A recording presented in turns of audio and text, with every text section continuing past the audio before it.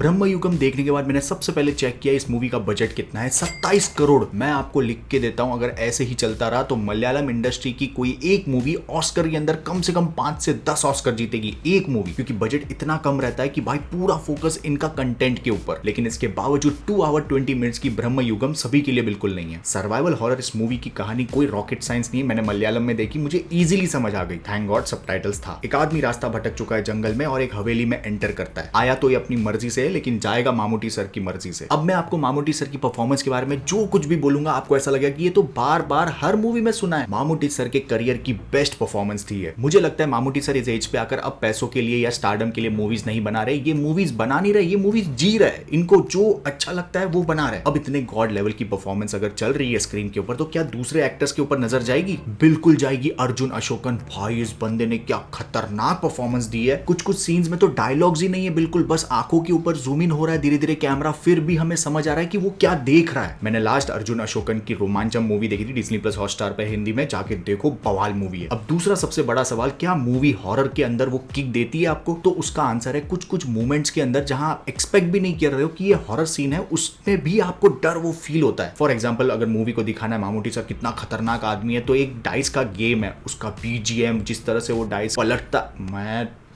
Spoiler दे दूंगा, आप movie के अंदर देखना। और कुछ कुछ मोमेंट्स के अंदर मूवी कंप्लीटली साइलेंट हो जाती है।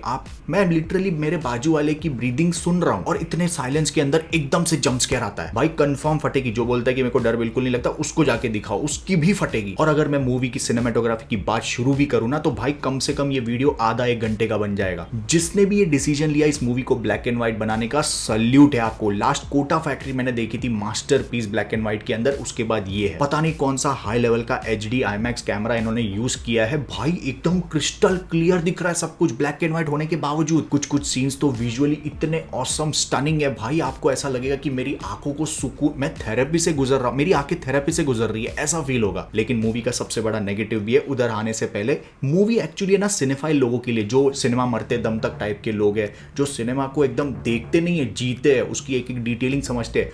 भाई मैं तो बोल रहा हूँ कि फिल्म इंडस्ट्री के अंदर कोई अगर स्कूल है तो वहां पर ये मूवी पढ़ाई जाएगी दिखा दिखा के। एक एक फ्रेम मूवी का आपको हिप्नोटाइज करने की कोशिश करता है और आप इतना ध्यान से मूवी को इसलिए देख पाते हो क्योंकि भाई मूवी एक्सट्रीमली स्लो है। अब आते हैं मूवी किन लोगों के लिए बिल्कुल भी नहीं है। देखो मूवी हर एक डिटेलिंग बताती है। इन शॉर्ट अगर कहानी 10 लाइन के अंदर लिखी गई है तो हर एक लाइन को कम से कम 15-20 मिनट लेके आराम से मूवी बताती है। तो धीरे धीरे चलती है मूवी। अगर आपको स्लो बर्न की आदत नहीं है, फटाफट किक चाहिए आपको, तो भाई मूवी OTT पे आएगी तब भी देख सकते हो, या फिर मूवी ना ही देखो, आप दूर रहो तो ही चलेगा, क्योंकि आपके लिए एंटरटेनमेंट ज्यादा इंपॉर्टेंट है। और ये मूवी एंटरटेन हॉरर वालों के लिए 100% है, लेकिन भाई मूवी ऑनेस्टली सबके लिए बिल्कुल भी नहीं है। और इस सब के अलावा मेरे लिए एक नेगेटिव ये पॉइंट था, मैं एक्सपेक्ट कर रहा था कि अब बिल्डअप हो चुका है, सब कुछ सेटअप भी हो चुका है और ऑलमोस्ट वो तुम्बाड़ वाला एंडिंग लेवल सेट हो चुका है, लेकिन एंड में यार थोड़ा सा फीका पड़ गया। अब देखो मूवी के अंदर जो सबसे बड़ा वाव मोमेंट है ना, वो एक्चुअली हमने लॉर्ड ऑफ रिंग्स में देखा हुआ है। वो क्या है वो मैं नहीं बताऊंगा, बट आप मूवी के अंदर देखना। अब देखो भले ही मूवी के अंदर आपको हॉलीवुड की कुछ 1-2 मूवीज, हॉरर मूवीज याद आ जाए, लेकिन इसके बावजूद कोई भी सीन ऐसा नहीं लगता है कि फॉर ग्रांटेड लिया है। भाई पूरी मेहनत जान डाल दी है मूवी के अंदर। मेरे को तो अभी भी यकीन नहीं हो रहा 27 करोड़ में कैसे बना लिया इन्होंने।